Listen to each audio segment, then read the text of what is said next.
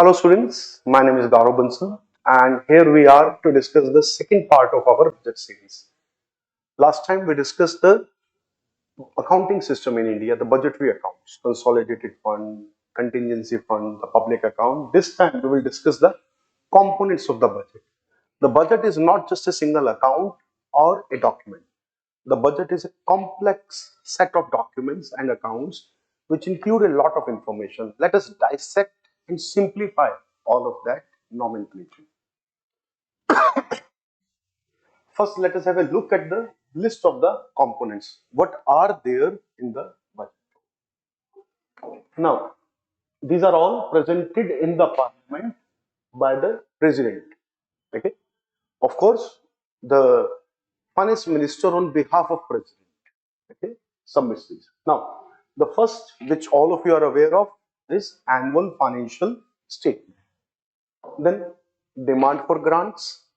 Okay, followed by the finance bill. Then the fiscal policy statements, which have been mandated by the FRBM Act. Then the expenditure budget, the receipt budget, the expenditure profile. Okay, what is the logic of all of these? Why do we need all of these documents? What is their purpose in the whole scheme, and a simplified version of them? That is all we are going to discuss about. Then budget at a glance, memorandum explaining the provisions in the finance bill, and if output outcome monitoring framework, and lastly implementation of the budget announcements and the initiatives. Now let us look forward and start with the first topic, that is annual financial statement. So all of you are aware of that under the article 112 of the constitution, the government has to present an annual financial statement in the parliament. Okay, so it comes from that requirement where president has to lay before parliament a statement of the estimated receipts and expenditure. This statement is of Consolidated Fund of India. Okay, the Consolidated Fund of India statement is this annual financial statement. In addition to that, a supplementary statement is also given for public account of India. Now let us understand the purpose of it. The purpose is simply that this is statement of Consolidated Fund of India, and Consolidated Fund is under the custody of Parliament. Whatever we are planning to spend from it, whatever we are planning to bring into it, this must all be known to the Parliament. This must all be notified to the Parliament. Government might be controlling it. Government might be managing it on day-to-day basis, but effectively it is under the custody of the Parliament. That is, the Parliament needs to know what government or the executive wing is doing with the Consolidated Fund of India. So it is an overview of the government's financial plan for the coming year. For example, now when interim budget is given, it is not for full year. It is only till the election takes place and the new government is formed. Until then, the machinery has to work, and for that also expenditures will be there. And for those expenditures, there is approval. This is election year, but in other years, it is for full year from April of that year to March of next year. Okay. Now, a simplified version of this information.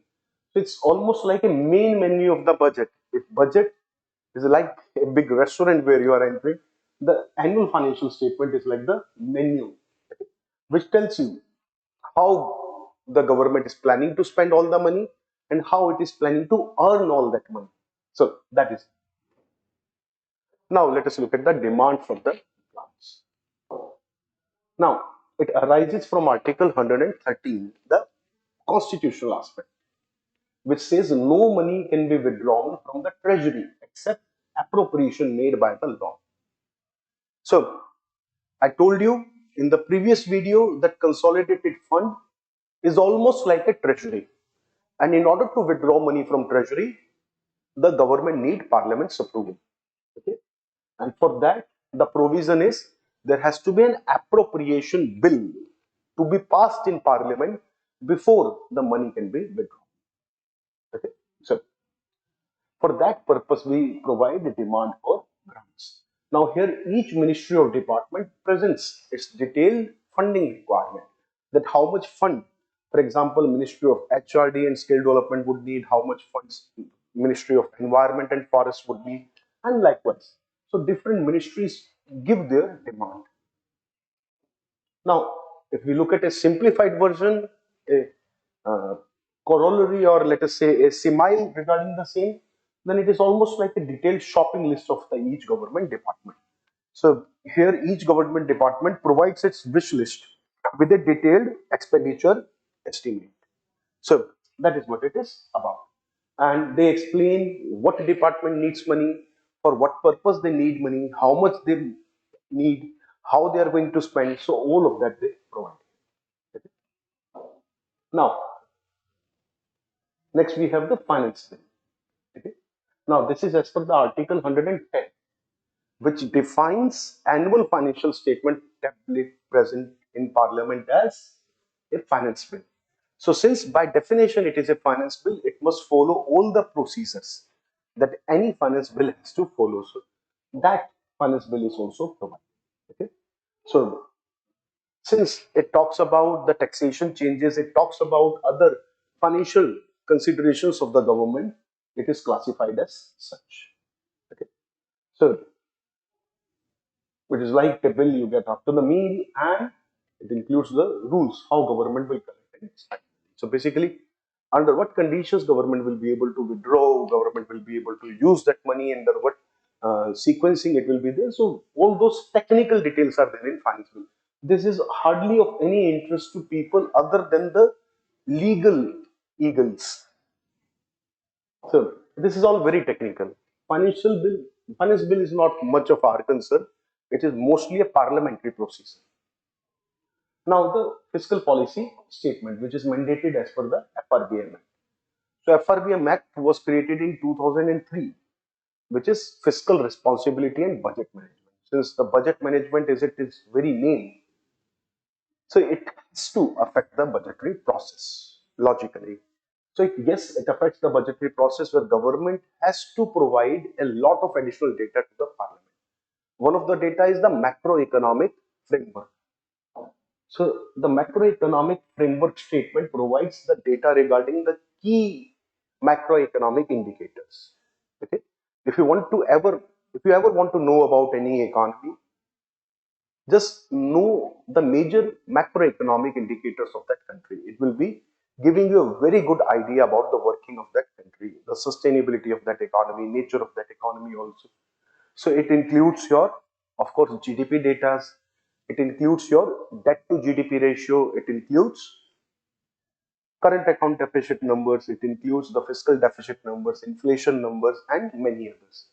Employment numbers. So all those very important and key indicators of performance of an economy are provided here. Okay. So basically it provides about the bigger picture, that this is the overall stability plan of the government, and within this whole plan, this is our budget. This is where the budget fits into it. At present, we are not very stable, but how I expect this current budget to make us more stable in the future? Or if we expect, let us say, decrease in stability from the budget, then we explain that our situation is very stable and we can afford a bit of adventure here. Okay, so that is very important to understand. So in that context, we have macroeconomic framework statement. But this fiscal policy statement requires more documents. Okay. So then we have medium-term fiscal policy. So in the next 2 to 3 years, what is the agenda of the government? Where does it see itself? How much does it expect the GDP to be? How much does it expect the debt to be? So all of these are there. Now, by the way, earlier it was the fiscal deficit which was considered as the central indicator. But in 2017, after NK Singh committee reviewed the FRBM Act, it suggested we should target the debt to GDP ratio rather than the fiscal deficit alone. Fiscal deficit we should always consider, it is important. But debt to GDP ratio should be one of the key targets of the government. So that also government aims about. And then fiscal policy strategy. अगर हमने कोई policy दी है तो उस policy को हम कैसे achieve करेंगे, If we have suggested a policy, how we are going to achieve those objectives, a strategy for that. That, for example, if we want to cut fiscal deficit, how do we go about that? In what manner do we expect to achieve those end numbers? Okay, so in a way, it is like a long-term plan or a medium-term plan. Not only what government will do, but also how government will do. So that is the detail in this document. Next, we have expenditure budget and receipt budget. Okay. Now, this is basically the list of all the expenditures of government where it breaks down the planned spending in different ministries and departments. That exactly this rupee will go there, this rupee will go there. For each rupee, there is detailed accounting in this. Okay, so that is expenditure budget. How government is planning to spend all the money. If we simplify it, it's like breaking down your total spending into categories. How much you spend on education, health, defense, housing, food, etc. Okay? It helps people to visualize where the money is going. Similarly, very similar, we have receipt budget. Both are required under Article 112. Okay? So they are part of the annual financial statement basically. And just like expenditure budget, this provides details of all the revenue that government is expected to generate. All the revenue, whether it is tax, non-tax, okay, everything has to be here. And the idea is that it is how government is planning to get the money from. Okay. Now, the next document is expenditure profile. Okay. So just like FRBM Act was added later on, it was not part of original scheme. In the original scheme, there were very few documents. Expenditure profile was added later. In expenditure profile, government aims to achieve more transparency. It not only tells you the number, but it also tells you in what manner government expect to achieve some objectives. Okay. So in a way, it was introduced to include the outcome budgeting. So this document was included in 2005-6 when we adopted the concept of outcome budgeting. What is outcome budgeting here? Generally, what we do is outlay budgeting, where we define the numbers that, okay, we are allocating 40,000 crore to sports ministry. We are allocating 1,10,000 crore to the Ministry of Education and Skill Development. Okay, and likewise, we provide those type of financial detail in the expenditure budget. But in the profile, we not only tell the number, we tell we are allocating 1,10,000 crore to Ministry of Human Resource Development, and with those money, we are expecting to develop 5,000 new schools, 500 new colleges, 200 new universities, or 20 new universities. Okay, we expect to generate 60,000 additional teaching jobs. We expect to include additionally 1.5 crore students into our education system. So this type of detail we provide here. Okay, सिर्फ ये नहीं कितना पैसा हम खर्च कर रहे हैं, पर उस पैसे को खर्च करके हम क्या अचीव करना चाहते हैं और क्या अचीव कर पाएंगे. That we talk about in expenditure profile. Okay, what we expect to achieve with that money.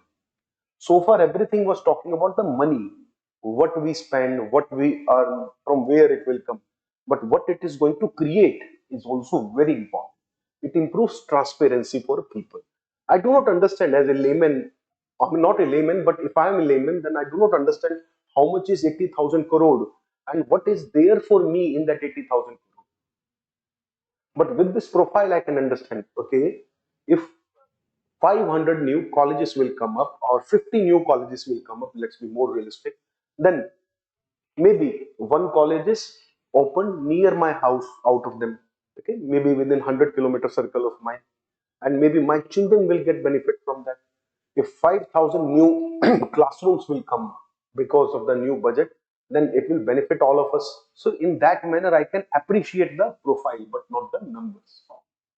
Okay? So it breaks down spending even further. and simplify it for purpose of transparency, because not everybody can make sense of very big numbers. In fact, most people cannot make sense of very big. Now, constitutional background of the budget at a glance. This is the next. Again, this was introduced to bring more transparency into the system. Now, again, we have very big numbers in the budget. Not everybody can make sense of big numbers. I was just saying that. So to simplify that, we have budget at a glance, which simplify all that data in percentage terms, which simplify things in out of 1 rupee, how much we spend where. Okay. So it again simplify thing and helps people to understand.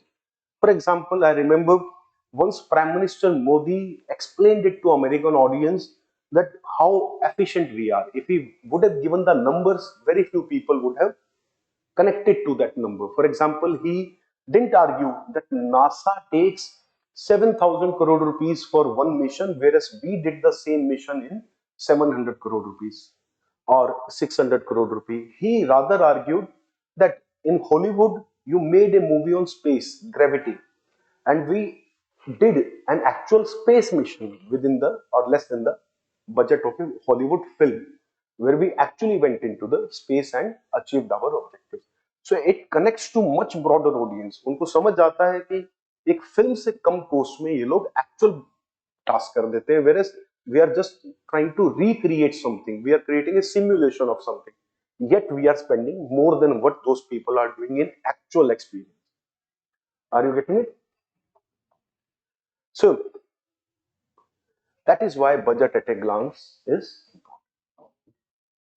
So it summarizes the document. It provides a quick overview, and the purpose is transparency simply. Okay, it's a quick summary, and if the whole book is the budget, then it is just a single page, the back cover, which tells you the most important points from the book. When you buy any book into the market and it is from a good publisher, you get a blurb at the end of the book. And in that blurb, there is a lot of details, there is a lot of information. Okay. And that one page contains the summary of the book. What all are the major features of the book, what this book is about, all of that. So just like that, we have budget ethics. Now, next is memorandum explaining the provisions in the finance bill. So again, it explains the transparency requirement in the budget. It gives us the details regarding the provision of the finance bill, that what change we expect, what impact we expect. So basically, this is exactly what we call the outcome budget. The other numbers, the expenditure profile is one aspect of outcome budget, but technically this is what the outcome budget is. It is like a storyteller who is explaining you why certain things are happening in budget, what we need to do, what are we going to get. He simplifies, he or she will make it connectable to mass audience. So that is what memorandum explaining the provisions in the finance bill does. This is the key document which is about the outcome budgeting. Expenditure profile is much simplified format of the same. And then we have output outcome monitoring framework. Now, I mentioned we adopted outcome budgeting as well as performance budgeting. So you can see a lot of new documents that have been added over time.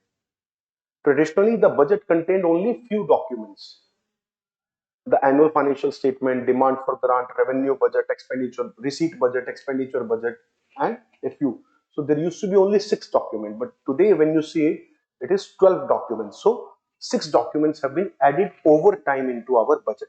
And when you analyze all these documents, you also understand the process of budgetary reforms that has gone into the country in 21st century.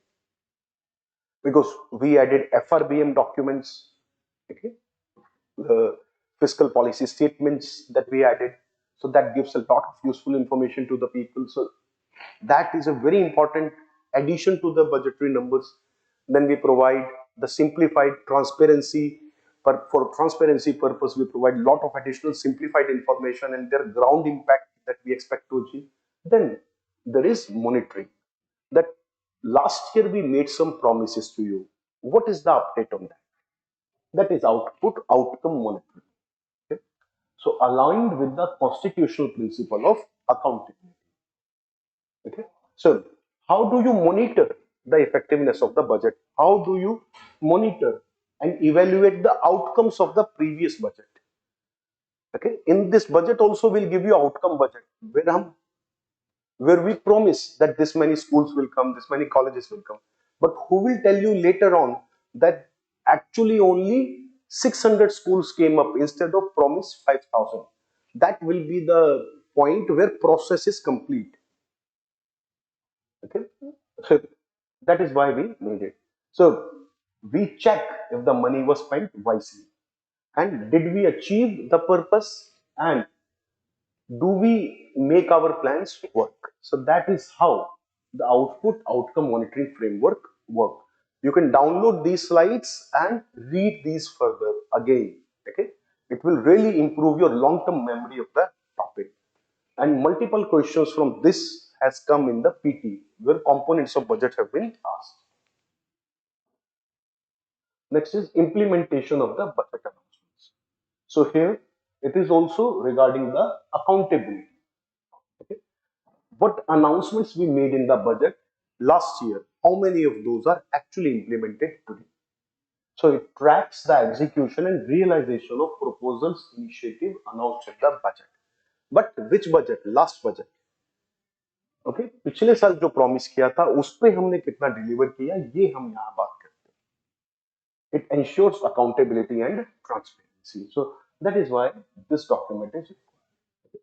So to see if the promises were actually delivered or not. So this achieves that purpose. And with this we end this video, and I hope you like this video, you improved your understanding and knowledge with this video. And if you like this video, please like the video, share the video, and please drop a comment. Your comments really helps the video in the YouTube algorithm and helps spreading awareness about it. Okay, so recommend this channel to your friends if you like this channel, and I will keep on bringing more videos regarding the budget and survey in this series. Thank you.